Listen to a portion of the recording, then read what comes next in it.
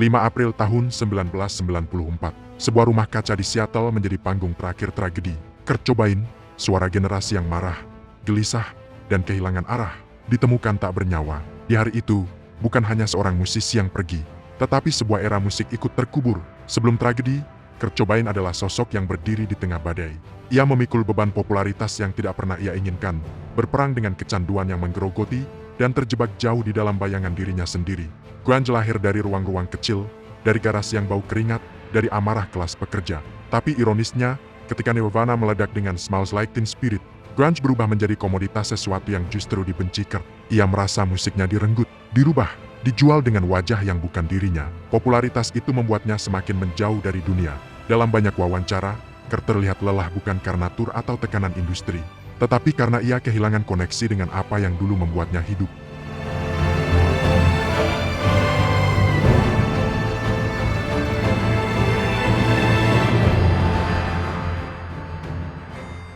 Pada awal 1994, tanda-tanda kejatuhan makin jelas. Rehabilitasi yang gagal, tur Eropa yang berantakan, pertengkaran, tekanan, dan depresi yang tak pernah reda. Banyak teman dekat mengatakan Kurt seperti sedang mengucapkan selamat tinggal perlahan-lahan. Dan ketika tubuhnya ditemukan di rumah kaca itu, dunia seakan berhenti. Seattle jadi kota yang kehilangan cahaya. Fans menangis, media meledak, dan generasi 90-an merasa kehilangan sentuhan terakhir dari suara yang mewakili luka mereka. Kematian Kurt Cobain bukan hanya kehilangan seorang ikon, itu adalah momen ketika grunge berhenti bernapas. Tanpa Kurt, grunge kehilangan denyut utamanya. Musik yang lahir dari rasa ingin melawan itu berubah menjadi nostalgia. Band-band Seattle satu persatu meredup. Alice in Chains tenggelam oleh tragedi Lane Staley. Soundgarden kehilangan arah, Pearl Jam bertahan, tapi tidak lagi meledak dengan amarah yang sama. Kurt adalah pusat gravitasi gerakan itu, dan ketika ia pergi, seluruh semestanya runtuh. Namun, ironi terbesar adalah ini. Grunge mati, tapi pesan Kurt tetap hidup. Ia tidak ingin menjadi ikon, tidak ingin menjadi legenda. Ia hanya ingin jujur kepada dirinya sendiri, sesuatu yang dunia tidak pernah benar-benar izinkan.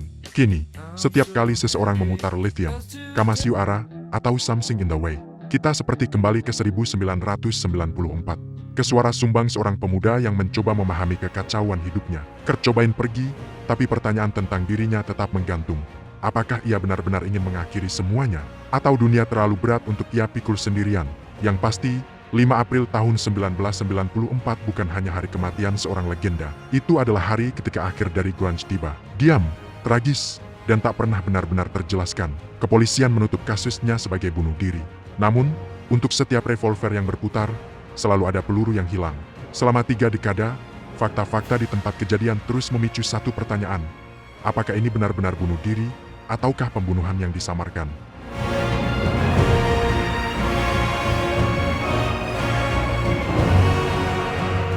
Kontroversi terbesar muncul dari hasil toksikologi Kurt Cobain. Laporan autopsi menunjukkan kadar heroin dalam darahnya mencapai 1,52 mg per liter. Ini bukan dosis tinggi biasa. Banyak ahli toksikologi mengatakan bahwa jumlah sebesar itu seharusnya membuat tubuh seseorang langsung kolaps, kehilangan kesadaran, atau bahkan berhenti bernapas dalam hitungan detik. Dengan kata lain, pada dosis ini, sebagian besar orang tidak akan mampu berdiri, apalagi melakukan sesuatu yang membutuhkan tenaga dan koordinasi. Namun, di lokasi kejadian, tubuh Kurt ditemukan bersama sebuah senapan yang berada rapi di dadanya. Laporan polisi menyimpulkan bahwa ia menembak dirinya sendiri. Disinilah pertanyaan besar itu dimulai. Bagaimana mungkin seseorang yang baru saja menyuntikkan dosis heroin mematikan masih mampu mengangkat shotgun, mengarahkan, menstabilkan posisi tubuh, lalu menarik pelatuk dengan presisi? Para pakar menyebut tindakan itu sangat tidak mungkin dilakukan jika seseorang berada di bawah pengaruh heroin sebesar itu. Situasi semakin aneh ketika fakta lain muncul. Di senapan yang digunakan, tidak ditemukan sidik jari yang jelas. Beberapa foto tempat kejadian perkara bahkan baru dirilis bertahun-tahun kemudian, menimbulkan kecurigaan bahwa ada detail penting yang tidak ingin diumumkan ke publik saat itu.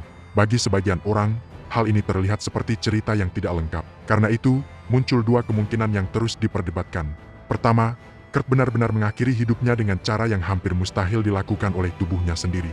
Kedua, ada pihak lain yang terlibat, dan dosis heroin itu justru digunakan untuk memastikan ia tidak dapat bergerak atau melawan sebelum senapan itu ditembakkan.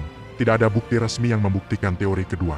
Tetapi kejanggalan di tempat kejadian perkara membuat banyak orang merasa ada sesuatu yang tidak disampaikan secara lengkap. Hingga hari ini, pertanyaan itu tetap menggantung. Apakah heroin itu benar-benar menyebabkan Kurt tidak mampu bergerak?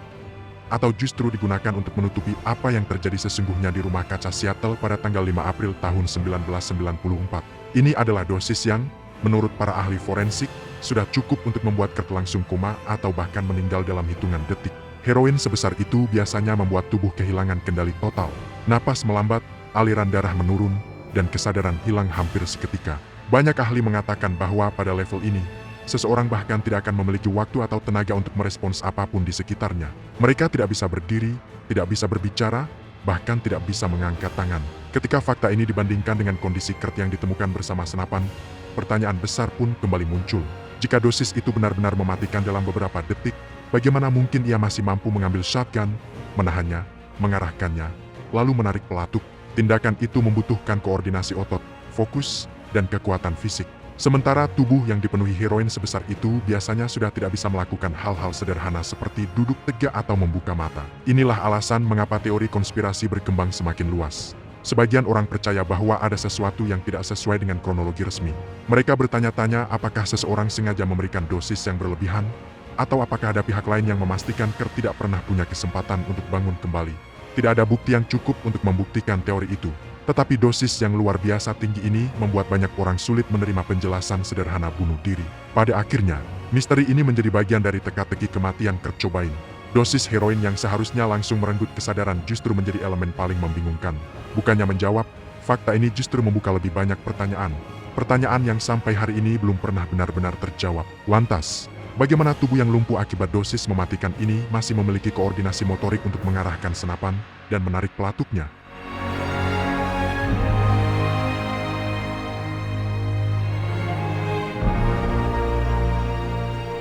Bukti kedua yang memicu perdebatan panjang adalah surat bunuh diri yang ditemukan di dekat tubuh Kurt Cobain.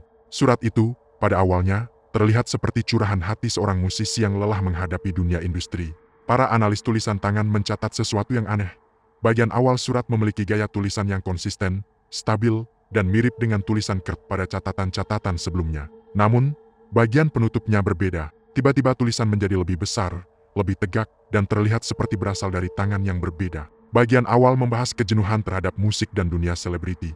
Sedangkan bagian akhir yang dianggap sebagai pesan perpisahan justru tampak ditambahkan secara terpisah. Inilah yang membuat banyak orang bertanya, apakah seluruh surat itu benar-benar ditulis oleh Kurt? Ataukah hanya sebagian dari tulisan itu miliknya? Beberapa ahli forensik independen berpendapat bahwa bagian akhir tidak cocok dengan ritme tulisan Kurt. Mereka bahkan mengatakan bahwa gaya hurufnya lebih menyerupai seseorang yang berusaha meniru, bukan seseorang yang menulis secara natural dalam kondisi emosi. Namun polisi menyatakan bahwa perbedaan itu bisa terjadi karena kondisi psikis Kurt yang tidak stabil.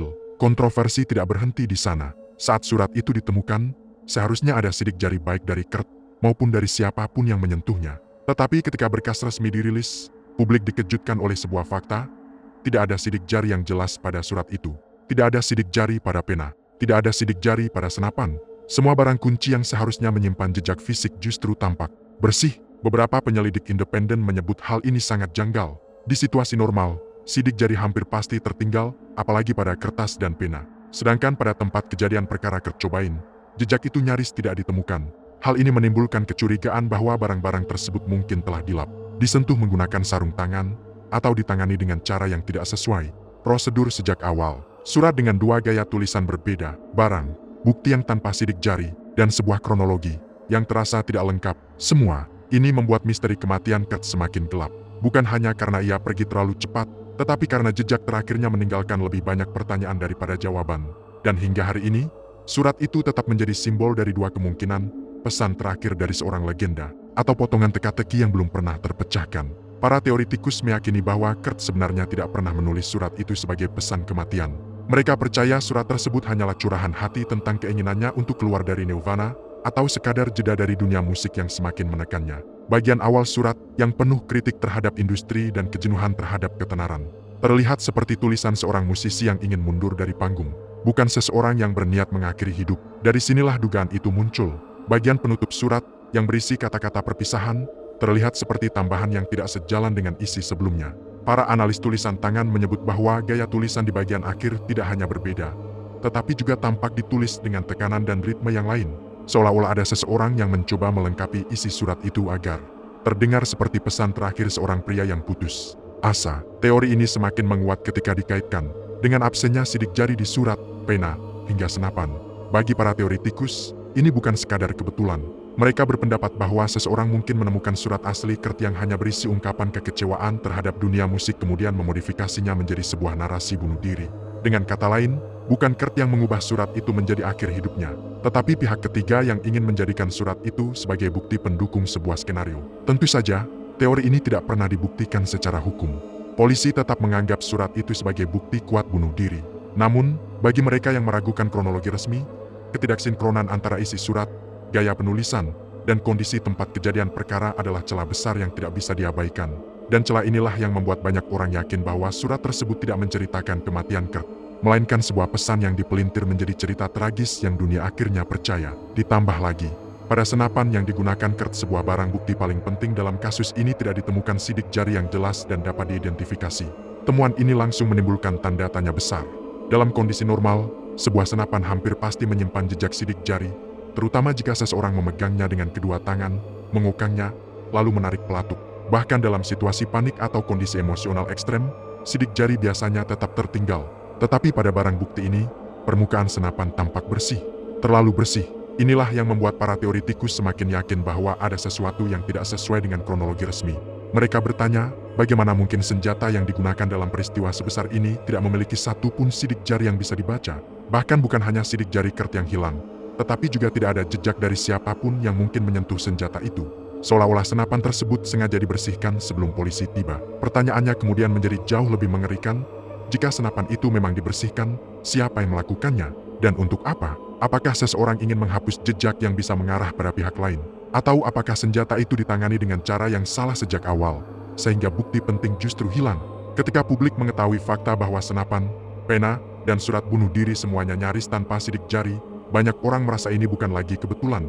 Bagi para penyelidik independen, hilangnya jejak fisik adalah salah satu kejanggalan terbesar dalam kasus ini. Mereka percaya bahwa barang bukti utama yang seharusnya menjawab pertanyaan, justru menambah misteri, dan misteri itu tetap hidup hingga hari ini. Senapan tanpa sidik jari bukan hanya bukti yang hilang, tetapi juga simbol dari pertanyaan yang tidak pernah terjawab. Apakah ini benar-benar tragedi seorang pria yang menyerah pada hidupnya? Ataukah sebuah kisah yang disusun oleh tangan-tangan yang tidak pernah terlihat?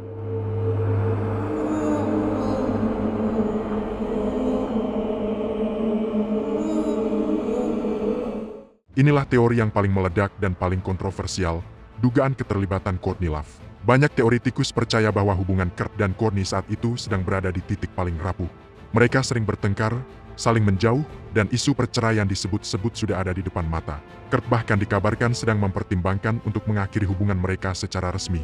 Jika perceraian itu benar terjadi, Courtney diduga akan kehilangan banyak hal baik secara emosional maupun finansial. Disinilah motif mulai dibicarakan. Kurt adalah wajah Nirvana, ikon generasi, dan sumber pendapatan yang besar. Jika ia memutuskan keluar dari band atau bercerai, keuntungan yang mengalir ke Courtney bisa berkurang drastis. Beberapa penyelidik independen bahkan berpendapat bahwa Kurt berencana menyusun ulang warisannya, sesuatu yang tentu dapat mengubah arah masa depan finansial Courtney.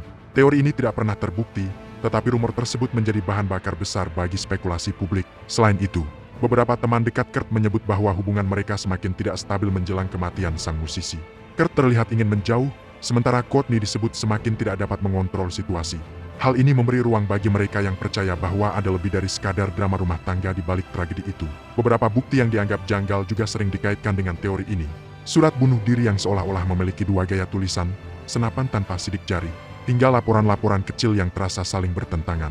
Bagi mereka yang curiga, semua kejanggalan itu seakan mengarah pada satu kesimpulan, bahwa ada orang terdekat yang mungkin punya kepentingan besar atas kematian Kurt. Tentu saja, ini hanyalah teori sebuah spekulasi yang tidak pernah diakui secara resmi. Courtney Love sendiri selalu membantah semua tuduhan, dan secara hukum ia tidak pernah terbukti terlibat. Namun dalam benak banyak penggemar dan penyelidik independen, bayangan keterlibatan pihak terdekat tetap menjadi salah satu aspek paling gelap dari misteri ini. Sebuah kemungkinan yang menambah lapisan tragis pada akhir hidup seorang legenda. Beberapa minggu sebelum kematiannya, Kurt dikabarkan ingin bercerai. Dan disinilah teori mulai membesar seperti api yang disiram bensin. Jika Kurt benar-benar menceraikan Courtney, maka separuh kekayaan mereka akan terbagi. Tapi jika Kurt meninggal, segalanya berubah. Courtney Love bukan hanya tetap menjadi istri sah, tapi juga mewarisi aset jutaan dolar, royalti musik, serta hak atas nama besar Kurt Cobain. Para teoretikus menilai inilah titik rawan itu. Motif finansial, motif kekuasaan, Motif kontrol atas warisan budaya seorang legenda musik yang tak tergantikan. Mereka bertanya, apakah mungkin seorang artis sebesar Kurt Cobain, yang tengah mempertimbangkan perceraian, justru ditemukan tewas dengan kondisi yang begitu janggal. Tepat sebelum semua keputusan itu terjadi, bagi sebagian orang, rangkaian kejadian ini terlalu kebetulan, terlalu rapi, terlalu menguntungkan satu pihak. Tapi ingat, semua ini tetap teori, bukan fakta. Namun teori ini telah menjadi bahan bakar yang membuat misteri kematian Kurt Cobain terus menyala sampai hari ini. Tuduhan terhadap Courtney Love semakin memanas ketika seorang musisi underground bernama Eldon Hawke, atau yang lebih dikenal sebagai Eldus, muncul membawa pengakuan mengejutkan. Dalam sebuah wawancara, Eldus mengklaim bahwa Courtney Love sendiri menawarinya uang untuk membunuh Kurt Cobain. Ia mengatakan bahwa tawaran itu datang secara langsung, tanpa koda, tanpa metafora, sebuah permintaan terang-terangan untuk menghabisi nyawa Kurt. Menurut pengakuannya, Courtney menawarkan puluhan ribu dolar agar tugas itu dijalankan dengan cepat. Eldus bahkan lulus lie detector test saat membahas klaim tersebut. Sebuah detail yang membuat banyak orang semakin merinding sekaligus curiga. Namun tak lama setelah pengakuannya dipublikasikan, Eldus ditemukan tewas, terlindas kereta api, hanya beberapa hari setelah memberi kesaksian. Sebuah kebetulan yang bagi sebagian orang terasa terlalu aneh untuk dianggap sekadar kecelakaan. Kisah ini membuat publik terbelah. Di satu sisi, Eldus dikenal sebagai sosok kontroversial yang kerap membuat pernyataan liar. Tetapi di sisi lain, waktu kematiannya yang begitu dekat dengan pengakuan itu menjadi bahan bakar baru bagi teori konspirasi yang tak pernah padam. Yang paling mengerikan dari semua ini adalah apa yang terjadi setelahnya. Beberapa hari setelah wawancara itu dipublikasikan, Eldon Hawke ditemukan tewas, tertabrak kereta api, tanpa saksi jelas, tanpa penjelasan meyakinkan. Hanya sebuah tubuh yang terbaring di rel, dan sebuah cerita yang belum selesai. Bagi banyak orang, kematiannya terasa seperti bayangan panjang yang menutupi seluruh kasus ini. Terlalu tepat waktunya, terlalu cepat setelah ia berbicara, terlalu gelap untuk dianggap sekadar kebetulan. Inilah momen ketika teori konspirasi berubah menjadi legenda urban. Saat satu kematian misterius tampak seperti mengubur kebenaran yang mungkin tak pernah sempat disampaikan sepenuhnya. Dan sejak itu, nama Eldus menjadi bagian tak terpisahkan dari teka-teki kematian Kurt Cobain. Sebuah puzzle yang terus memancing pertanyaan, tetapi tak pernah mendapat jawaban.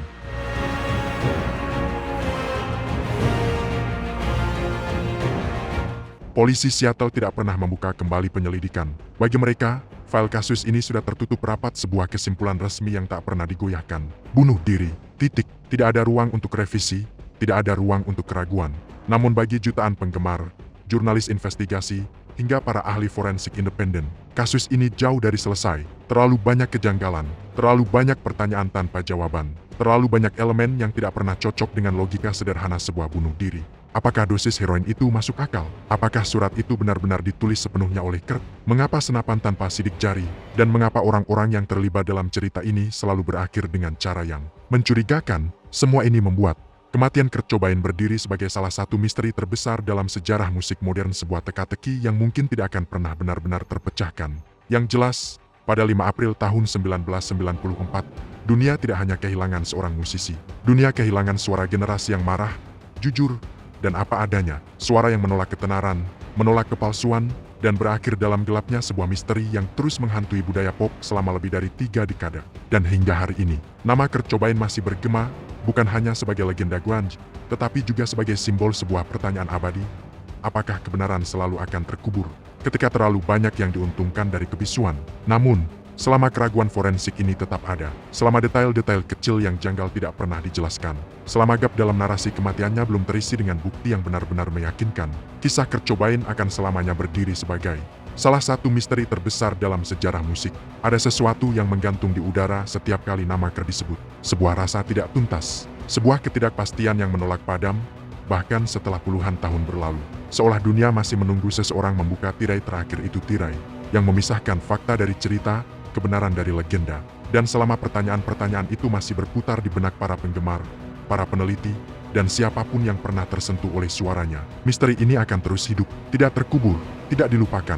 Pada akhirnya, Kurt Cobain bukan hanya musisi, ia adalah teka-teki, sebuah kisah yang tak pernah selesai ditulis, sebuah luka yang tak sepenuhnya sembuh, dan sebuah misteri yang, hingga detik ini, masih menyisakan bayangan panjang di dunia musik. Apakah kita pernah benar-benar tahu apa yang terjadi pada bintang-bintang yang kita puja? Apakah Anda percaya pada laporan resmi atau teori konspirasi? Tuliskan analisis Anda di kolom komentar di bawah. Jangan lupa like, share, dan subscribe.